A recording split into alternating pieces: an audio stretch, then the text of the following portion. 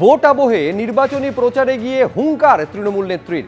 মমতা বন্দ্যোপাধ্যায় বলছেন, সব ওসি, সব বিডিও, সব এসপি, সব কমিশনারেট বদল করছেন।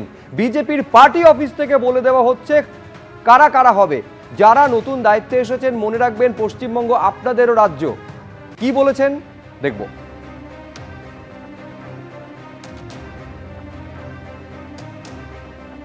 সব ওসিকে চেঞ্জ করছেন, সব বিডিও চেঞ্জ, সব এসপি চেঞ্জ, সব কমিশনারেট চেঞ্জ, সব ডিএম চেঞ্জ, সব BDO change. BJP party office থেকে বলে দেওয়া হচ্ছে কারা কারা হবে। আমার কোনো আপত্তি নেই, আপনারা ভালো থাকুন যারা হয়েছেন, কিন্তু তারা মনে রাখবেন রাজ্যটা পশ্চিমবাংলা, এটা কিন্তু আপনাদেরও রাজ্য। ভোটটা মানুষ দেবে। আপনারা যদি হুজ্জুতি করেন, আমি দায়িত্ব মা বোনেদের উপর দিয়ে গেলাম।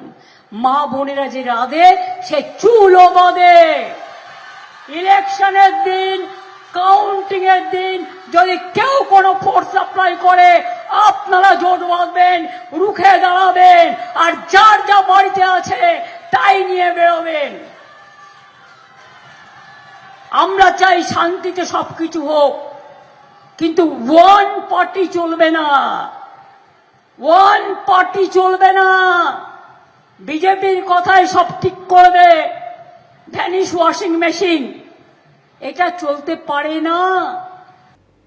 দেড় দশক ধরে পশ্চিমবঙ্গের বাঙালিকে যে ভাষায় মুখ্যমন্ত্রী মমতা বন্দ্যোপাধ্যায় এবং তার দল টিএমসি যে ভাষায় আক্রমণ করেছে, যে ভাষা শিখিয়েছে, উনি বুঝতে পারছেন যে টিএমসি এবারে হেরে যাবে।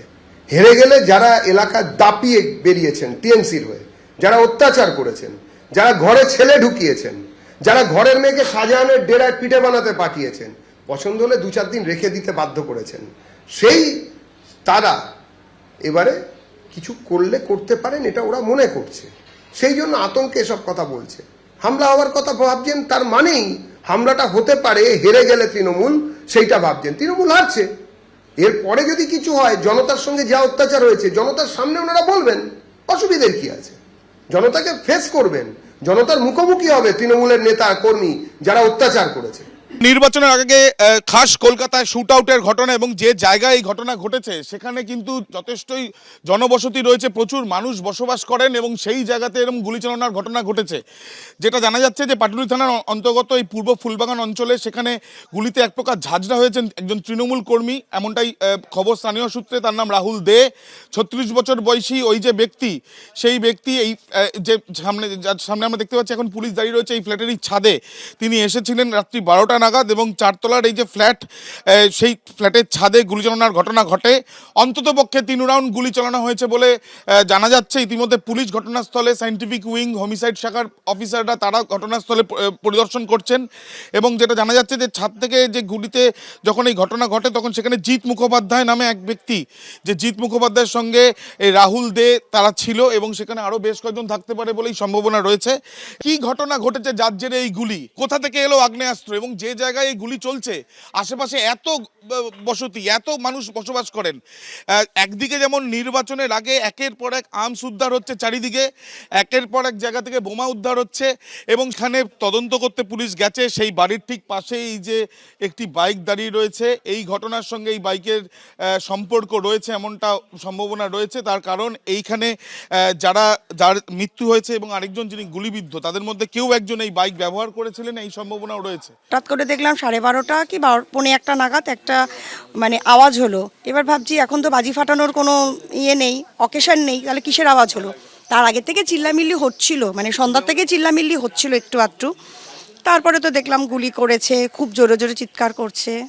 তারপরে তো আমি ঘরের ভেতরে, যে ওইটা আমার ঘর, ওখান থেকে সব রাস্তাটা দেখা যায়। এবার ওখান থেকে দেখছি হুড়মুড় হুড়মুড় করে বাইকের আওয়াজ, ওই জায়গাটা দাঁড়িয়ে কাঁচ ভাঙছে, বোতল ভাঙছে, বাইকটা ভাঙলো, বুলেটটা। কতজন? তো প্রায় 6-7 জন। এরা এই পার্টির করে ওই করে, তৃণমূলের পার্টির সমস্ত এই দেখাশোনা এদিকে ওদিকে এইসব করে। জিৎ মুখোপাধ্যায় তাই করে? হ্যাঁ। আর রাহুল দেবও করে। এদের মধ্যে কি আগে থেকে বন্ধুত্ব ছিল, যোগাযোগ ছিল? এরা এখানেই সব আরো নতুন ঢুকেছে কিছু বাইরের, এখানে মানে বাইরে মানে কি এইখানেই সমস্ত কিছু এই আগেও কি গন্ডগোল হয়েছিল এর আগে? তো আগে খুব কম হতো, এখন এখন একটু বেশি হতো। এই যে শাসক দল ঘনিষ্ঠ যে দুজন, একজনের মৃত্যু হয়েছে এবং একজন যিনি গুরুতর আহত, তার ঠিক বাড়ির পাশেই আমরা দাঁড়িয়ে রয়েছি। এই যে একটি আন্ডার কনস্ট্রাকশন বিল্ডিং, সেই বিল্ডিংয়ের ছাদে আমরা এসেছি এবং এখানে যে ছাদ দেখা যাচ্ছে এখানে এই ঘটনা ঘটেছে এবং পুলিশের তরফ থেকে সেটা তদন্ত করা হচ্ছে। পাশে আন্ডার কনস্ট্রাকশন বিল্ডিংয়ে যে কাজ হচ্ছে না দীর্ঘদিন ধরে সেটা স্পষ্ট এবং দেখাই যাচ্ছে যে স্থানীয় বাসিন্দারা যেটা বলছেন যে অনেকেই বাইরে থেকে আসে, বাইরে থেকে এসে এখানে গন্ডগোল করে। কয়েকদিন আগে ঠিক এই পাশের রাস্তাতেও সেখানেও আগ্নেয়াস্ত্র নিয়ে তারা নিজেদের মধ্যে গন্ডগোল করেছিল এবং এখানে মদের বোতল যত্রতত্রভাবে চারিদিকে ছড়িয়ে রয়েছে। করে দেখি ধুমধুম করে মানে জাস্ট বাজি, বিয়ে বাড়ি যেরকম বাজি ফাটে সেরকম বাজি ফাটানোর মতন আওয়াজ। যেটা আদতে বাজি নয়, গুলির শব্দ পরে বুঝলেন? পরে বুঝলাম। তারপরে আমি ইয়ে করতে করতে আমি একবার ছাদে যাই, কিছু একটা সন্দেহ ইনটিউশন কাজ করে। আমি তখন ছাদে না, মানে আমি মাঝখানের ছাদে যাই, তখন গিয়ে দেখি একটা মানে ইট দিয়ে পাঁচিল ভাঙার মতন আওয়াজ হচ্ছে। ক্রিমিনাল রেকর্ড রয়েছে। তাৎপর্যপূর্ণ বিষয় হচ্ছে যে গতকাল রাত্রিবেলা এই ঘটনার পর অনেকেই রয়েছেন যারা বাড়ির ভেতরে রয়েছেন, বাড়ি থেকে অনেকেই বেরোচ্ছেন না, সেই ছবিটি আমরা দেখছি। এই যে জায়গা রাস্তা তুমি দেখতে পাচ্ছ, একের পর এক বাড়ি, ওপরে বয়স্ক মানুষদেরও দেখা যাচ্ছে যে তারা সেখানে রয়েছেন এবং এই ঘটনায় এলাকায় যে একটা থমথমে পরিস্থিতি তৈরি হয়েছে সেটা কিন্তু খুবই স্বাভাবিকভাবে দেখে বোঝা যাচ্ছে। এই যে যাদের বিরুদ্ধে, যাদের সঙ্গে এই ঘটনা ঘটেছে, যে দুজন আহত তার মধ্যে একজনের মৃত্যু, তারা আগে থেকে পরিচিত থাকলেও দীর্ঘদিন ধরে তাদের যোগাযোগ নেই। হঠাৎ করে কালকেই কেন তারা একসাথে দেখা করলেন, এই প্রশ্নগুলো রয়েছে। ওই পাটুলি ধারে বড় করে বোর্ড লাগা হয়েছে, জিৎ মুখোপাধ্যায় ওয়ান্টেড, অথচ পুলিশের সামনে ঘুরে বেড়াচ্ছে।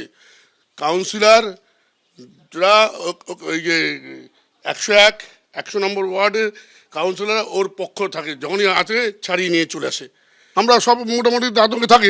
আর বিশেষ করে এরা হচ্ছে রাতের পাখি, এরকম প্রায় বসে আসর। এই আসরটা নতুন না, এই আসর মাঝে মাঝেই বসে ফাঁকা ফ্ল্যাটে এই ধরনের আসর। এখানে যেহেতু নতুন নতুন কনস্ট্রাকশন হয়, ব্যাস নতুন কনস্ট্রাকশন হয় মানে তাদের একটা ঠেক হয়ে যাওয়া। জিৎ মুখোপাধ্যায় যিনি গুরুতর আহত এবং রাহুল দে যার মৃত্যু হয়েছে গুলিতে, এই জিৎ এবং রাহুল পুরনো বন্ধু এবং জিৎ মুখোপাধ্যায় তার বিরুদ্ধে কিন্তু একাধিক অভিযোগ এর আগে থানাতে জমা পড়েছে এবং ক্রিমিনাল ব্যাকগ্রাউন্ড তাদের রয়েছে এবং একাধিক ঘটনায় তাদের নামে অভিযোগ জমা পড়লেও তাদের বিরুদ্ধে কোনো ব্যবস্থা হয়নি বলে অনেকেই কিন্তু জানাচ্ছেন স্থানীয় বাসিন্দারা। এবিপি আনন্দ, এগিয়ে থাকে, এগিয়ে রাখে।